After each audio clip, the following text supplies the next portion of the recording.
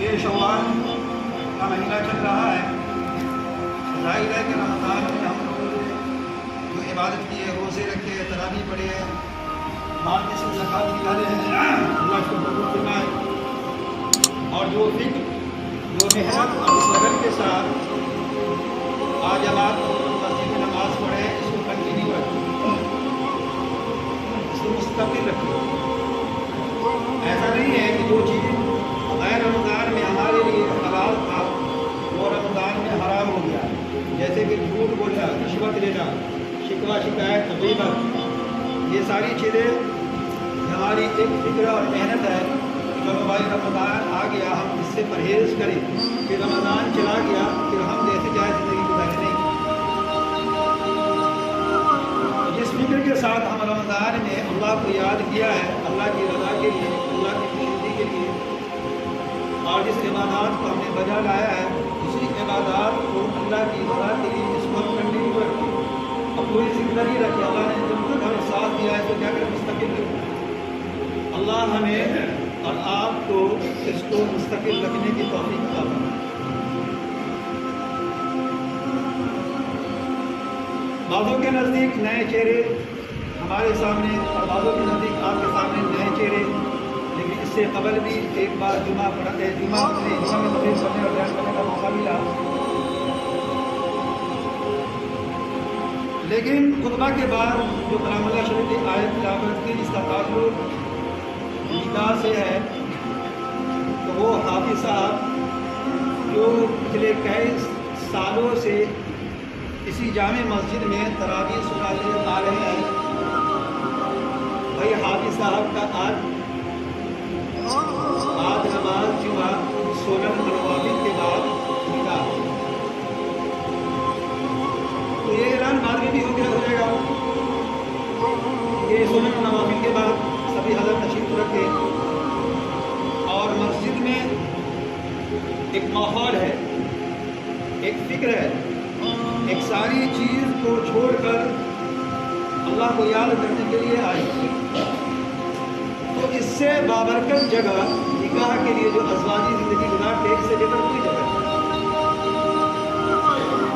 سمجھنا یہ میرے بھائی کو دوستو کہ اللہ رب العزت دنیا کے اندر جو سب سے پہلا رشتہ جو قائم کیا ہے، سب سے پہلا رشتہ جو قائم کیا ہے وہ میاں اور بیوی کے رشتے کو قائم کیا ہے.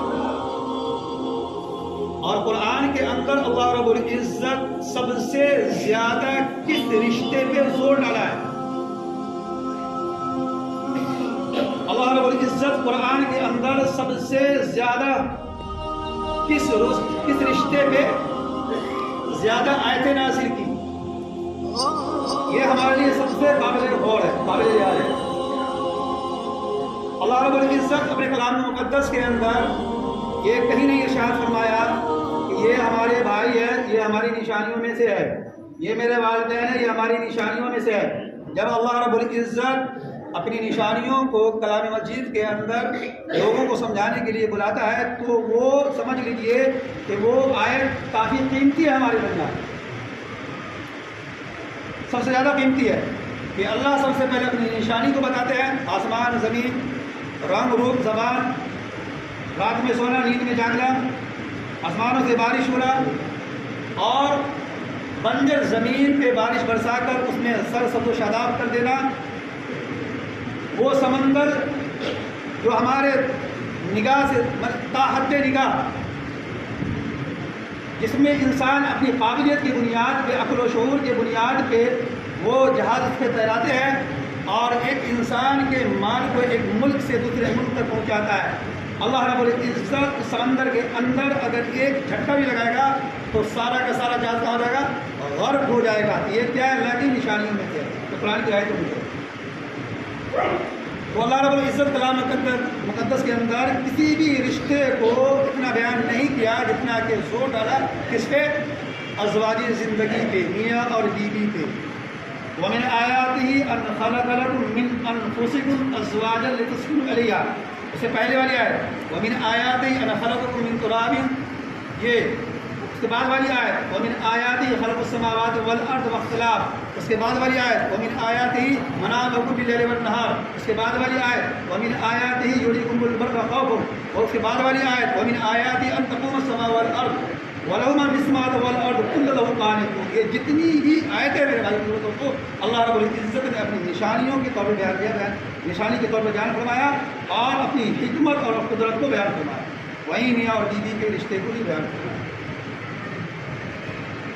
سوچنے کا مقام یہ ہے میرے بھائی بزرگوں دوستو کہ اللہ رب العزت نے جنت کو بنایا پرکشش، دنیا کے ہر آرائش و دیبائش، انسان کے عقل سے بالکل پرے، انسان کے عقل سے بالکل دور، وہ چیز ہم سوچ بھی نہیں سکتے جو جنت کے اندر ہے۔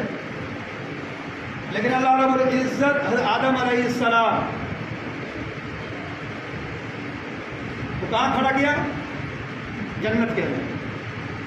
اس پرکشش جنت کے اندر بھی حضرت آدم علیہ السلام کی جب طبیعت نہیں لگی تو اس کے دل بستگی کے لیے کن کو پیدا کیا؟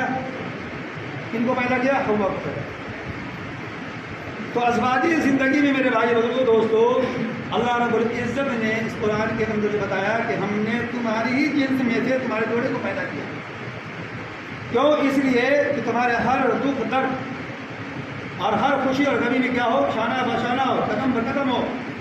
تو اس وقت آدم علیہ السلام کو جب جنت کے اندر طبیعت نہیں لگی تو اللہ رب العزت نے حوا علیہ السلام کو پیدا کیا تاکہ دونوں کے درمیان کیا ہو؟ دل بستگی ہو، زندگی گزارنے کے طریقے ہو۔ آج وہی طریقے ہمارے درمیان ہیں۔ اللہ رب العزت دنیا کے اندر بھی اس رشتے کو بامتبرک بنایا، بامہذب بنایا، باعزت بنایا، اور قیامت کے دن بھی اس رشتے کو قائم رکھتے ہوئے جس طریقے سے دنیا کے اندر زندگی گزارتے ہیں ویسے ہی قیامت میں بھی جنت میں بھی اللہ رب العزت ازواجی زندگی اور میاں بیوی کے رشتے کو قائم رکھتے ہیں۔ اس سے بھی بڑی کوئی بات ہے۔ آج ہم اس رشتے کو اور ہلکے نہیں، اس رشتے کو قائم کرنے کے لیے ہم اپنے اندر خالق کو چھوڑ کر مخلوق کے پیروی میں لگتے ہیں۔ آج بھی عیسائیوں کے درمیان اس کے مذہب کے اعتبار سے اس بات کا لحاظ رکھا گیا ہے، چاہے وہ شہزادی کی شادی ہو چاہے وہ شہزادہ کی شادی ہو، اسے کہاں آنا پڑے گا؟ یا پادری کو میرج ہال میں جانے کی ضرورت نہیں ہے، پنڈال میں جانے کی ضرورت نہیں، وہاں تو میرج ہال ہے ہی نہیں ہے۔ اس کا سب سے بڑا میرج ہال، سب سے بڑی عبادت گاہ کیا ہے؟ چرچ ہے۔ اس مسجد کے اندر اس کا تذکرہ اس لیے ہے کہ جو چیز اللہ کے حبیب صلی اللہ علیہ وسلم نے ہمیں تعلیم دیا وہ آج ہماری زندگی سے غیر محسوس طریقے سے نکل گئے۔ اب وہ چیز جو یہود و نصارہ کے اندر تھا وہ اپنے مذہب پہ قائم ہے، ثابت قدم ہے، افسوس ہے۔ تو شہزادہ چاہے شہزادی کا نکاح ہوگا، ازواجی زندگی کے جوڑے بنائے جائیں گے تو اس کو چرچ میں جانا پڑے گا اور پادری کے سامنے ایجاب کو قبول کرنا پڑے گا۔ آج ہم امت محمدیہ ہونے کے باوجود حدیث سامنے رہتے ہوئے اللہ کے حبیب صلی اللہ علیہ وسلم نے ارشاد فرمایا کہ نکاح تم مسجد میں کرو اعلان کے ساتھ، اور اس کے علاوہ جو بھی نکاح ہے مسجد کے علاوہ وہ اشتہار ہے، وہ اعلان نہیں ہے، وہ اشتہار ہے۔ کیا ہے وہ؟ ایک اپنے مشہور ہونے کی دلیلیں ہیں، جو پنڈالیں بناتے ہیں، قالینیں لگاتے ہیں اور بہترین غذائیں بنتے ہیں اور کھانے بناتے ہیں۔ آئے کوئی آدمی پنڈال کی تعریف کر رہے ہیں، کوئی قالین کی تعریف کر رہے ہیں، کوئی کھانے کی تعریف کر رہے ہیں، ان چیزوں کی تعریف۔ تو میرے بھائی بزرگوں دوستو، آج ہمارے معاشرے کے اندر نکاح سے پہلے، تاریخ رکھنے سے پہلے، سب سے پہلے ہم ہوٹل کو بک کرتے ہیں، جگہ کو بک کرتے ہیں، باورچی کو بک کرتے ہیں، پھر اس کے بعد ہم تاریخ دینے جاتے ہیں کہ فلاں تاریخ میں ہم اس قدر کرتے رکھتے ہیں۔ لیکن آج تک امت محمدیہ میں کوئی بھی انسان وجود میں نہیں آیا کہ ہاں بھائی اس تاریخ میں مسجد کے امام یا قاضی خالی ہے بھی یا نہیں، کہ سب سے پہلے ہم امام و خطیب اور اسی قاضی سے مشورہ لیں کہ بھائی آپ اس ڈیٹ میں خالی ہے کہ نہیں۔ آج ہم ہوٹل والے کو سب سے پہلے ایڈوانس دیتے ہیں، تعلیم والے کو سب سے لے کر ایڈوانس دیتے ہیں، اور سب سے پہلے باورچی کا ایڈوانس دیتے ہیں، کپڑے والے کو سب سے پہلے ایڈوانس دیتے ہیں میرے بھائی لوگوں کو. تو ایک قاضی کو سب سے پہلے ایڈوانس دے کر کے بک کرنے والی امت محمدیہ میں آج تک نہیں ہے. پھر ہم اگلی نسل کو اچھے پروان چڑھنے کی توفیق رکھتے ہیں. ہے اس میں برکت؟ بتائیے ہے؟ ہم اپنے بچوں کے شادی میں غیر متعلق بالکل جو ہم سوچ بھی نہیں سکتے، چاہے ہمیں قرض لینے کی ضرورت کیوں نہیں پڑے، چاہے وہ قرض جو جہاں دوسرے پھنسے ہوئے سینے پہ سوار ہو کر کے وہ پیسے اکٹھے کیوں نہیں کر لے، ہر خواہش کی ضرورت کو پوری کرتے ہیں میرے بھائی دوستوں. صرف خالق کو ناراض کر کے مخلوق کی پیروی میں ہر پیسے کو ہر قدم پہ ایسے ہی غارت کرتے ہیں. لیکن امام جب نکاح پڑھاتے ہیں تو اس کو پیسہ دینے کے لیے مشورے کرتے، رائے کرتے ہیں. یہ ہماری ہلاکت نہیں ہے، یہ ہماری ہلاکت تب پیش قیمہ ہے بھائی. مشورے کرتے ہیں. آپ ناجائز جگہوں پہ پیسے خرچے کرتے ہیں، غلط جگہوں پہ پیسے خرچ کرتے ہیں، غلط جگہوں پہ نکاح کرتے ہیں. لیکن آج ہماری ہمت نہیں ہے. آج امت محمدیہ کے غیرت کے لیے سب سے بڑا چیلنج ہے کہ مسجد میں آ کر کے نکاح پڑھائے. کیا بتایا کہ باراتیں آ رہی ہے اور ڈھول پیسے بج رہے ہیں اور آنے میں تاخیر ہو رہی ہے. ایک مولوی کو مغرب کے بعد سے، اگر رات کی بارات ہے تو مغرب کے بعد سے ہی ایک رجسٹر لے کر کے اور بغل میں دبائے ہوئے وہ انتظار کرتے ہیں کہ اب بارات آئے گی، اب بارات آئے گی، اب بارات آئے گی، حتیٰ کہ وہ عشاء کا بعد اور اسے 12 بجے کے بعد. کتنی غیرت اور شرم و حیا کی بات ہے.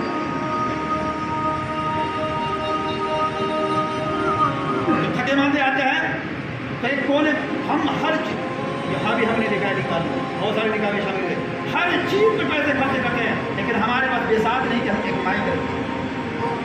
ہم اپنوں کی شادی کی بات بتا رہے ہیں کہ ہمارے پاس اتنی بساط نہیں ہے کہ ہم مائک رکھیں. اس کو لاپرواہی نہیں کریں گے، اس کو ہم جان بوجھ کر کے بتائیں گے.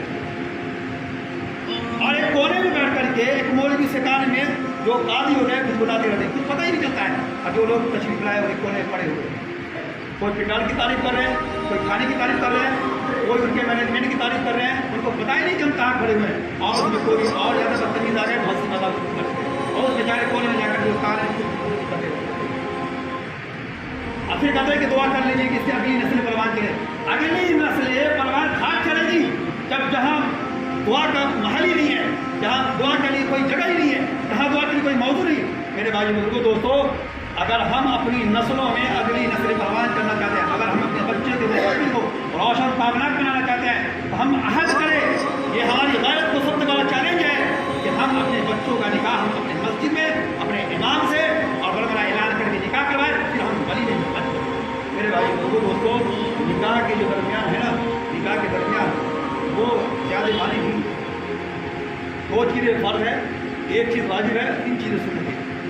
یہ ساری چیزیں برقرار اور کمکمے اور بہترین کھولنے، بہترین قالین، بہترین پنڈالے، بہترین کپڑے، یہ ہماری شیطانی حرکات ہے جو ہم دل سے تو تصدیق کرتے ہیں لیکن زبان نہیں. کیوں بھائی؟ ہم جس ماحول میں جی رہے ہیں وہ ناراض ہے. میرے بھائی بزرگوں دوستوں، ہم اپنے غیرت کو بیدار کریں. اللہ اس میں ناراض ہو رہا ہے، خالق ہمارے ناراض ہو رہے ہیں.